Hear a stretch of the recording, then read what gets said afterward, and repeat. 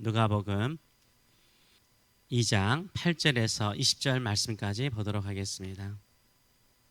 오늘 이 말씀을 가지고 직접적인 메시지가 아닌 간접적인 메시지로도 라는 제목으로 같이 은혜를 나누기로 합니다. 예수님께서 태어나신 마국간이 아니라 유대 들판에 특별한 일이 일어났습니다. 주의 사자가 누구에게 나타났습니까? 마리아가 있는 마국간입니까? 아닙니다. 마리아가 아닌 목자들이었습니다. 베들레헴 주변 들판에 있는 양을 치던 목자들에게 천사가 나타났습니다.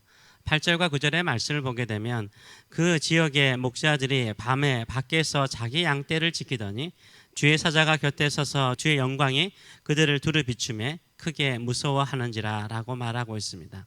밤중에 천사는요, 어떤 모습으로 나타났습니까? 주의 영광으로 그들을 두루 비추면서, 목자들을 두루 비추면서 영광 가운데 주의 사자가 목자들에게 나타났습니다. 그리고 그 천사가 목자들에게 전한 메시지는 무엇입니까? 10절과 12절 말씀까지 보게 되면 천사가 이르되 무서워하지 말라. 보라, 내가 온 백성에게 미칠 큰 기쁨의 좋은 소식을 너희에게 전한다. 복음을 전한다 라고 말합니다. 오늘 다윗의 동네에 너희를 위하여 구주가 나섰으니 곧 그리스도 주시니라. 다윗의 동네는 베들레헴을 말하거든요. 베들레헴에 구세주, 메시아, 그리스도가 태어나셨다라고 말하고 있어요. 너희가 가서 강고에 쌓여 구유에 누워 있는 아기를 보리니, 특별한 거죠. 이 구유, 맹거에 아이가 있다라는 것은 특별한 표적이죠. 보리니 이것이 너에게 표적이니라 라고 말하고 있어요. 강고에 쌓여 구유, 이 맹고에 누워 있는 아이를 보면 그 아이가 다윗의 동네에 태어난 특별한 하나님의 종으로 오신 그리스도이신 것을 보여준다라고 말을 하고 있습니다. 예수 그리스도께서 다윗의 동네 베들레헴에 태어난다라는 것을 천사는 누구에게 전하고 있습니까? 이 기쁜 소식을 누구에게 전하고 있습니까? 밤에 들판에서 양을 치던 목자들에게 지금 전하고 있습니다. 이때 갑자기 다른 천군 천사들이 이 천사와 함께 나타나서 하나님을 찬송합니다. 13절과 15절의 말씀을 보게 되면 호련히 수많은 천사 천군들이 그 천사들과 함께 하나님을 찬송하여 이르되 지극히 높은 곳에서는 하나님께 영광이요 땅에서는 하나님이 기뻐하는 사람들 중에 평화로다 라며 찬양합니다.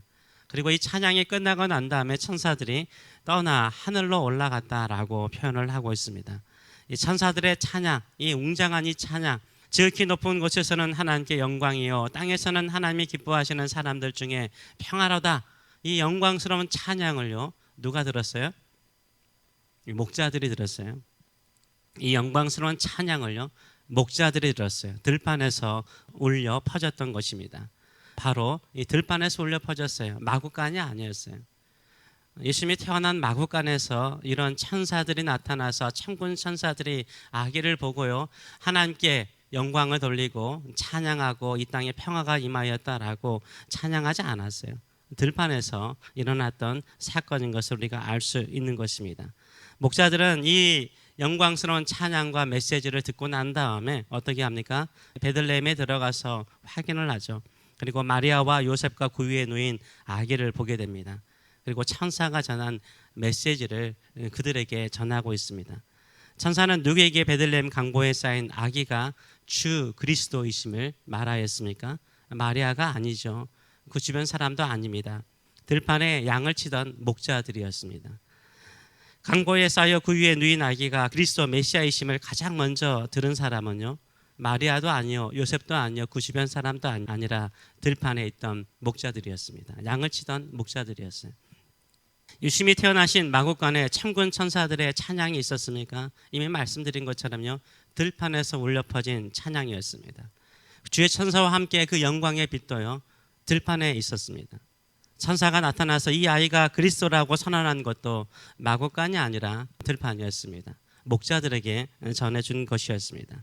목자들이 천사들에게 들은 이 메시지를요 마리아와 요셉과 그 주변 사람들에게 전하죠. 주변 사람들이 다 들었습니다. 아이의 출생을 알고 함께 즐거워하고 축복했던 사람들이 밤중에 왔던 것 같습니다. 이들은 이 목동이 전한 메시지를 믿었을까요? 그 영광스러운 천사들의 찬양과 그 메시지, 이 아이가 메시아 그리스도라고 말하는 이 메시지를 그들은 믿었을까요? 17절에서 19절의 말씀을 보게 되면 이렇게 말하고 있습니다. 보고 천사가 자기들에게 이 아기에 대하여 예수님에 대하여 말하는 것을 전하니 듣는 자가, 이 마리아도 있고 요셉도 있고 다른 사람도 주변에 있었던 것 같아요.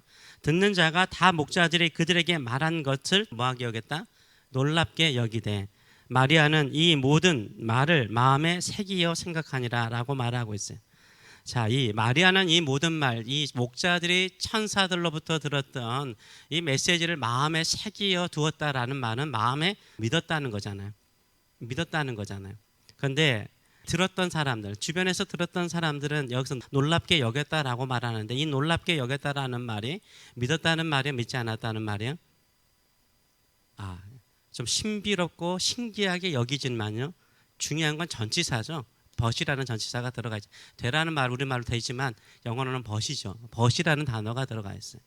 마리아는 마음속에 소중하게 여기고 믿었지만 그 사람들은, 들었던 사람들은 그냥 그럴 수 있겠구나 놀랍게 생각할 뿐이지 믿었다라고 볼 수 없는 거죠. 왜냐하면 벗이라는 전치사를 쓰고 있기 때문인 것입니다. 왜 그럴까요? 왜 그들은 놀랍게 여기고 믿지는 않았을까요? 그 마국간에 만일 천군 천사들이 그 마국간에서 영광의 찬양이 울려 퍼지고요, 그 메시지가 전해지면 직접적으로 들었으면 좀 믿을 수가 있잖아요. 근데 간접적으로 듣고 있잖아요. 근데 이상하게 하나님께서요, 마국간에서 그 영광의 모습을 보여주는 것이 아니라 들판에서 목자들에게 보여주시고 그 천한 목자들이 와서 전해요. 목자들은요, 선지자들도 아니에요, 학자들도 아니에요, 신학자들도 아니에요, 제사장들도 아니죠. 목동들이 와서 전하는 이 메시지 믿을 수 있어요, 없어요? 좋은 말이지, 좋은 말이구나 이렇게 생각은 할 수 있지만 진짜 이게 하나님이 주시는 메시지인가라고 믿을 수 있을까요? 믿기 힘들 수 있죠. 그리고 예수님이 태어날 때도 어디서 태어났어요? 마국간에서 태어났잖아요. 우리 예수님은요, 화려하게 태어나지 않았어요. 웅장하게 태어나지 않았어요. 하늘에서는 기뻐하시고 즐거워하고 들판에서 그 일은 있었지만요, 그 마국간에서는요, 조용하고 고요하게, 보통 아이가 태어나는 것처럼, 가난한 아이가 태어나는 것처럼 예수님이 이 땅에 오셨어요. 한 인간으로 오셨어요. 이것을 마리아가요 받아들이는데, 하나님께서 마리아에게 직접, 잉태할 때는 직접 천사가 왔지만요, 태어날 때는요 간접적으로 메시지를 전하세요. 간접적으로 그 영광과 기쁨을 전하는 것을 볼 수 있습니다. 신앙생활도 마찬가지죠. 우리는 가끔 직접 듣기를 원해요. 그렇죠? 직접 들어야만 믿음이 생길 것처럼 생각을 해요. 하나님은요, 우리의 믿음을 강화시키고 하나님의 일하심을 볼 때는요, 너무나 평범하게 일하실 때가 참 많아요. 어디선가 하나님께서 일하시는 것을 내가 직접 듣는 것이 아니라 다른 제3자를 통해서 들을 때가 많아요. 그 약속의 말씀을 제3자를 통해서 들을 때가 많아요. 근데 그것을 어떻게 해야 돼요? 내가 직접 듣지 않고 간접적으로 듣더라도 어떻게 해야 돼요? 믿으시는 저와 여러분 되시길 축원합니다. 우리의 마음에 겸손함을 주고 하나님의 말씀은 반드시 간접적으로 내가 들을지라도 반드시 이루어집니다라는 이 믿음을 가지고 살도록 만들어요. 그런 믿음을 가지고 살아가시는 저와 여러분 되시길 축원합니다. 그래서요, 내가 직접 하나님을 만나고 하나님의 음성을 듣는 기적과 같은 일이 없더라도요, 하나님께서 말씀을 통해서, 목사님을 통해서 간접적으로 메시지를 통해서라도 들을 때 그 말씀이 반드시 이루어지는 것을 믿고 믿음으로 살아가시는 저와 여러분 되시길 축원합니다. 믿음으로 말씀을 마음에 소중히 간직하는 저와 여러분 되시길 축원합니다. 땅에 심겨지는 씨앗은 반드시 싹이 나고 열매를 맺습니다. 제가 고추를 심었는데 벌써 심은 고추 열매를 맺고 있습니다. 말씀을 내 마음에 두고 품고 살면 그 말씀은 반드시 열매를 맺습니다.